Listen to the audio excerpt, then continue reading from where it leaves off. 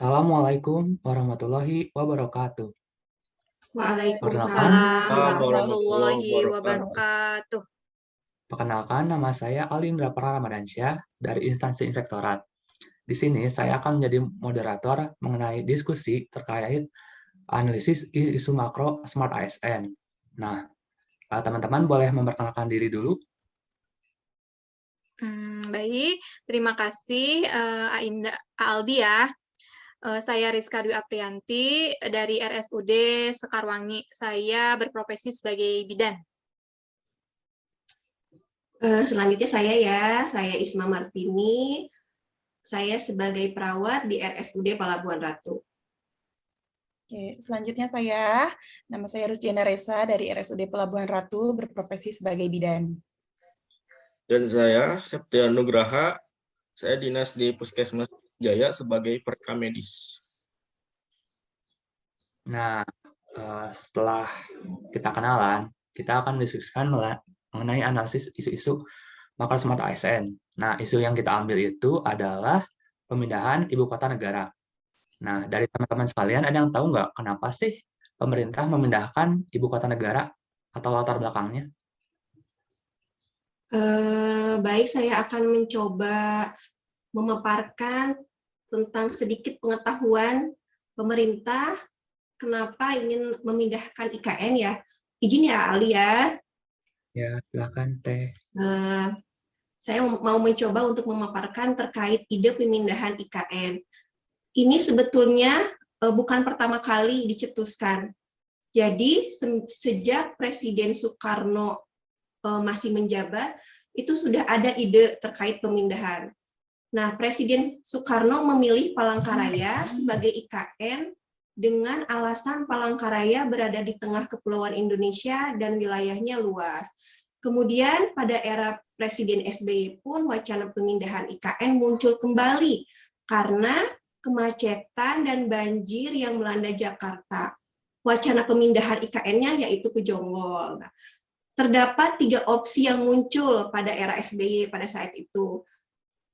Pertama, mempertahankan Jakarta sebagai pusat pemerintahan dengan melakukan pembenahan. Opsi kedua, Jakarta tetap menjadi IKN, tetapi pusat pemerintahan dipindahkan ke daerah lain. Dan opsi ketiga yaitu membangun IKN baru. Nah, pemindahan IKN baru serius digarap oleh pemerintah Joko Widodo pada tanggal 29 April 2019. Presiden Jokowi memutuskan untuk memindahkan IKN keluar Pulau Jawa dan dicantumkan dalam RPJMN 2020 sampai 2024. Nah, untuk mewujudkan upaya tersebut, telah ditetapkanlah Undang-Undang Nomor 3 Tahun 2022 tentang Ibu Kota Negara pada tanggal 15 Februari 2022. Pemindahan tersebut didasari oleh terpusatnya kegiatan perekonomian di Jakarta dan Jawa yang mengakibatkan kesenjangan ekonomi Jawa dan luar Jawa. Selain itu, terdapat hasil kajian yang menyimpulkan bahwa Jakarta sudah tidak dapat mengemban peran sebagai ibu kota negara. Hal ini karena pesatnya pertambahan penduduk yang tidak terkendali, penurunan kondisi dan fungsi lingkungan, dan tingkat kenyamanan hidup yang semakin menurun. Oleh karena itu, pemindahan ibu kota negara diharapkan dapat mewujudkan Indonesia memiliki ibu kota negara yang aman, modern, berkelanjutan, dan berketahanan, serta menjadi acuan bagi pembangunan dan penataan wilayah lainnya di Indonesia. Selain itu, Presiden Jokowi menegaskan memindahkan ibu kota bukan hanya memindahkan gedung-gedung pemerintahan yang ada di Jakarta saja ke Kalimantan Timur. Menurut Kepala Negara, IKN adalah pintu gerbang masa depan Indonesia. Jadi bukan hanya memindahkan sebatas gedung saja, tapi memindahkan ibu kota juga berarti mengubah pola pikir dan birokrasi, serta menciptakan cara kerja baru dalam berorganisasi dan berbirokrasi. Dan ini adalah milik anak-anak muda. Disinilah akan kita mulai future ekonomi, green ekonomi, future teknologi, future knowledge.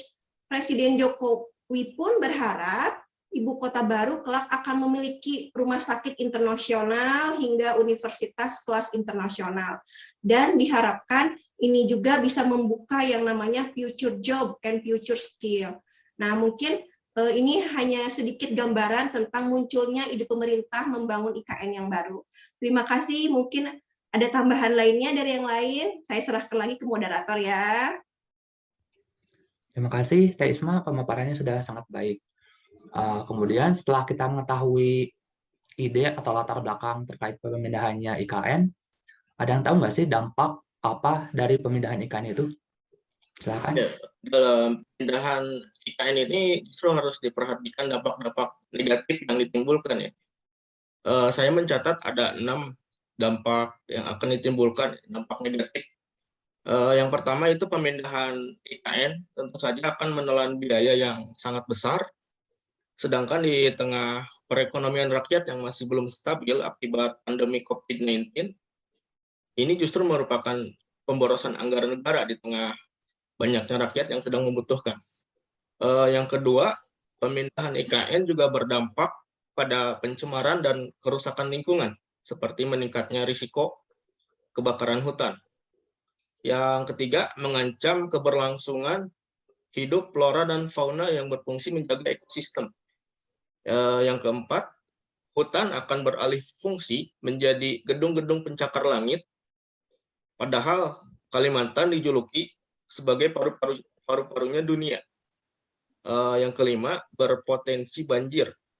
Sebagaimana yang kita tahu, Pulau Kalimantan dikelilingi oleh banyak sungai. Dan yang terakhir adalah jumlah kendaraan di ibu kota negara akan meningkat sejalan dengan meningkatnya polusi udara yang akan ditimbulkan. Begitu. Oke, selain dampak negatif ya, saya sambung ya Ayah. Selain dampak negatif, tentu akan ada dampak positifnya ya mengenai pemindahan ibu kota negara yang baru ini, terutama akan lebih dirasakan di sektor ekonomi. Dari beberapa literasi yang saya baca di media digital, justru dengan perpindahan ibu kota negara baru, kemungkinan besar akan meningkatkan perekonomian nasional sebesar 0,1%. Selain itu juga nanti akan terjadi penurunan kesenjangan antar kelompok dan penyempitan indikasi ketimpangan. Selain itu juga nanti akan terjadi arus perdagangan yang akan dirasakan oleh lebih dari 50% wilayah di Indonesia. Lalu juga akan banyak investasi yang bermunculan, terutama di daerah yang akan dijadikan ibu kota negara yang baru ini. Nah, perpindahan ibu kota negara ini akan mendorong pertumbuhan ekonomi di luar Jawa khususnya ya, dan juga terjadi pemerataan pembangunan. Sebagai contoh nih, ketika akan dibangun bangunan untuk pemerintahan, kemudian dibangun infrastruktur, maka nanti akan menggunakan bahan-bahan baku untuk pembangunan itu kan di daerah situ ya, seperti semen misalnya atau batu bata. Selain itu juga tenaga kerjanya akan diambil dari daerah situ juga. Nah, itu kan hal itu akan mendorong pertumbuhan ekonomi. Selain itu juga nanti akan banyak usaha-usaha baru yang akan muncul karena untuk memenuhi kebutuhan dari tenaga kerja dan pegawai pemerintahan yang nanti akan berpindah ke daerah yang akan dijadikan ibu kota negara tersebut gitu. Kemudian selain di sektor ekonomi juga akan ada perubahan di sektor pendidikan, karena nanti tentu saja pendidikan akan lebih diperhatikan pemerintah di daerah tersebut. Lalu ada dampak positif apa lagi sih? Dampak positif yang selain di ibu kota negara baru, ada juga dampak yang akan dirasakan di Jakarta yang nanti kan kemungkinan tidak akan jadi ibu kota negara lagi ya. Dengan banyaknya orang yang berpindah ke ibu kota negara baru, maka volume kendaraan di daerah Jakarta otomatis akan berkurang. Maka itu akan mengurai kemacetan. Selain itu juga polusi udaranya akan berkurang, jelas udaranya akan lebih bersih. Kemudian beban sisi sosial ekonomi di Jakarta juga akan jauh lebih berkurang.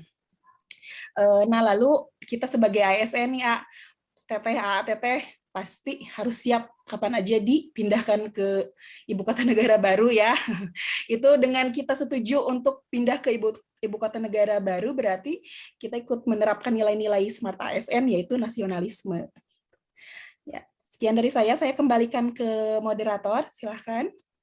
Terima kasih Asetian sama Teh Eca atas pendapatnya. Nah, setelah kita mengetahui dampak-dampaknya, nah apa sih upaya pemerintah menghadapi isu-isu atau dampak-dampak dari pemindahan IKN ini. Saya coba memaparkan ya, mungkin upaya-upayanya. Sebelumnya kan IKN ini bukan hanya isapan jempol belaka ya. Ini tuh udah diundang-undangkan, udah diresmikan sama Presiden Jokowi pada tanggal 18 Januari 2022. Undang-undangnya nomor 3 tahun 2022 tentang IKN. Jadi ini tuh bukan sekedar isapan jempol lagi, udah memang harus dilakukan. Adapun upaya-upaya yang telah dilakukan pemerintahan Jokowi yang sudah saya cari di media digital ya tentunya. Pertama itu dibentuk Satgas untuk ibu kota negara. Ibu kota negara yaitu dalam pembentukan Satgas IKN. Di sini tugasnya itu membantu dalam mengkoordinasikan dan mengendalikan perencanaan dan pelaksanaan pembangunan infrastruktur ibu kota negara. Keputusannya ini sudah ada keputusan menterinya pada tahun 2021. Kemudian dibentuk juga tim transisi pemindahan IKN, dibentuk pada bulan April 2022.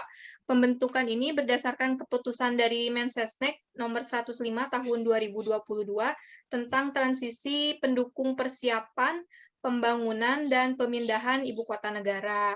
Kemudian dibentuk lagi tentang pembentukan badan otoritas. Nah, dalam menjawab tantangan kelembagaan di era digitalisasi saat ini yang berhubungan dengan nilai smart ASN ya, di sini itu dimudahkan, jadi digital ini untuk memudahkan segala urusan yang diemban oleh. Baik, untuk upaya yang ketiga yaitu pembentukan badan otoritas, upaya pembentukan IKM ini, pembentukan badan otoritas dalam menjawab kelembagaan di era digital. Sama halnya dengan kita, berarti harus ada bentuk-bentuk smart ASN-nya ya di era digital ini, jadi sehingga memudahkan segala urusan yang diemban oleh otoritas ibu kota negara. Nantinya otoritas IKN ini memiliki beberapa kekhususan dalam pelaksanaan ibu kota baru, antara lain melaksanakan daerah khusus sebagai pengguna anggaran, pengguna barang, di tingkat kementerian, dan bentuk-bentuk kewenangan khusus dalam rangka pemerintahan yang nanti semua akan diatur oleh peraturan pemerintah maupun peraturan presiden. Mungkin itu sih yang saya tahu tentang upaya-upaya dalam pemindahan IKN ini. Mungkin ada yang bisa menambahkan upaya lainnya yang telah dilakukan pemerintah ya khususnya. Baik, terima kasih Teriska. Kalau dari saya sendiri sih, saya baca-baca Kementerian PUPR mengirimkan 25 orang untuk belajar ke Korea Selatan. Intinya tuh studi banding untuk pembangunan IKN Nusantara. Langkah itu diambil untuk mempersiapkan SDM yang kompeten dan berintegritas dalam membangun IKN. Kerjasama dilakukan dalam rangka meningkatkan kapasitas pegawai Kementerian PUPR sebagai pelaksana pembangunan IKN. Nah, setelah upaya, ada nggak sih rencana selanjutnya dari pemerintah? Silakan, ada yang ingin berpendapat? Untuk rencana, saya tahu hanya beberapa sih ya, mungkin yang dilakukan pemerintah. Pemerintah ini berupaya atau berencananya itu membuat BUMN khusus untuk ibu kota negara. Jadi dibentuklah BUMN baru untuk mengelola ibu kota negara itu. Kemudian ada juga tentang rencana pemerintah dari Menko Keuangan. Pemerintah menganggarkan 30 triliun di tahun 2023 untuk pembangunan IKN ini dari dana APBN. Kemudian Presiden Jokowi juga pemerintah harus serius memperbaiki lingkungan pada pembangunan IKN yang nanti yang sekarang dan akan dibangun. Kemudian ada lagi pembangunan IKN ini menurut Menteri PUPR, pembangunan dilakukan secara bertahap ya hingga tahun 2045. Jadi pembangunan ini dilakukan 3 tahap. Tahap pertama itu mulai tahun 2022 sampai 2024, Kementerian PUPR berencana membangun pembangunan kawasan inti pusat pemerintahan di kawasan Penajam Pasir ya, untuk ibu kota barunya. Area ini kan dari total keseluruhannya 24,5% akan dibuat untuk pendidikan dan pemerintahan kesehatan. Kemudian yang 75%-nya akan dimanfaatkan untuk area hijau. Kemudian sebelum membangun infrastruktur, akan diupayakan atau direncanakan juga revitalisasi, reboisasi hutan terlebih dahulu. Jadi seiring dengan akan dibangun juga, jadi penghijauan pun dilakukan. Adapun infrastruktur prioritas yang dimaksud itu ada Istana Kepresidenan, Masjid Negara, perkantoran kementerian sama lembaga, penataan kawasan kebangsaan Tripraja, terus hunian untuk ASN juga. Jadi kan nanti ASN direncanakan mau dipindah ya. Ya jadi kita siap, gak siap, harus siap. Karena ASN itu kan ada nilai-nilai smart ASN-nya ya yang harus dilaksanakan. Mungkin terus untuk masyarakat IKN Nusantara juga, pemerintah membangun beberapa bendungan di Penajam Pasir untuk keberlangsungan hidup di sana ya. Kemudian pada awal 2000, itu tahap 2 ya, yang pembangunan infrastruktur prioritas. Yang untuk tahap 3-nya di awal 2022, 2023, 2025 akan membangun fasilitas penelitian, pengembangan, perguruan tinggi kelas dunia rencananya, kemudian lembaga pendidikan sepanjang hayat, pusat informasi, fasilitas kesehatan, juga rumah sakit internasional yang akan dimulai. Kemudian relokasi penduduk juga akan dimulai TNI, Polisi, dan BIN di tahun 2023. Kemudian relokasi representasi badan eksekutif, legislatif, yudikatif, serta ASN di awal tahun 2024. Itu sih rencana yang akan dilaksanakan. Mungkin itu aja sih yang saya tahu ya. Kurang lebihnya mohon maaf. Mungkin ada yang bisa menambahkan lagi.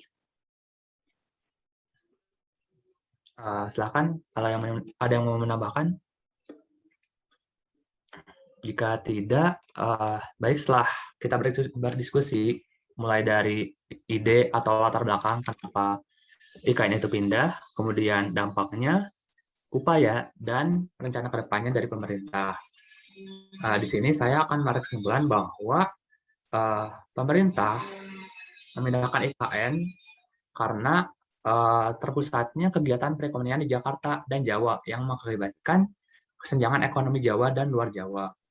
Kemudian pemerintah dari sini berharap bahwa pemindahan IKN ini dapat mewujudkan Indonesia memiliki ibu kota negara yang aman, modern, berkelanjutan, dan berketahanan, serta menjadi acuan bagi pembangunan dan penataan wilayah lainnya di Indonesia. Tentunya pemindahan IKN ini memberikan dampak, mulai dari dampak positif dan negatif. Dari dampak negatif yaitu mulai dari biaya yang sangat besar, kemudian pencemaran dan kerusakan lingkungan, mengancam keberlangsungan hidup flora dan fauna, kemudian berpotensi banjir, kemudian Kalimantan juga beralih menjadi fungsi IKN, padahal Kalimantan itu merupakan paru-paru dunia. Dan jumlah kendaraan di IKN akan meningkat dengan meningkatnya jumlah kendaraan, akan meningkatnya juga polusi udara. Nah, namun pemindahan IKN juga akan memberikan sisi positif, yaitu dalam segi ekonomi, pemindahan IKN ini akan mendorong pertumbuhan ekonomi di luar Jawa dan pemerataan pembangunan. Kemudian penurunan persenjangan antar kelompok dan penyempitan indikasi ketimpangan, peningkatan arus perdagangan, dan kemungkinan besar perekonomian akan naik. Selain itu, di dunia pendidikan juga pemerintah akan memperhatikan karena ini merupakan IKN baru. Kemudian untuk upaya pemerintah dalam menghadapi isu-isu yaitu membutuhkan Satgas IKN, yaitu membantu dalam mengkoordinasikan dan mengendalikan perencanaan dan pelaksanaan pembangunan. Kemudian pembentukan tim transisi pemindahan IKN, lalu pembentukan badan otoritas IKN. Setelah itu, rencana selanjutnya adalah mendirikan BUMN untuk IKN, anggaran 30 triliun dari APBN, kemudian pemerintah serius dalam menggarap pemindahan IKN ini. Kemudian ada pembangunan bertahap, mulai dari revitalisasi dan rehabilitasi hutan hingga infrastruktur prioritas lainnya.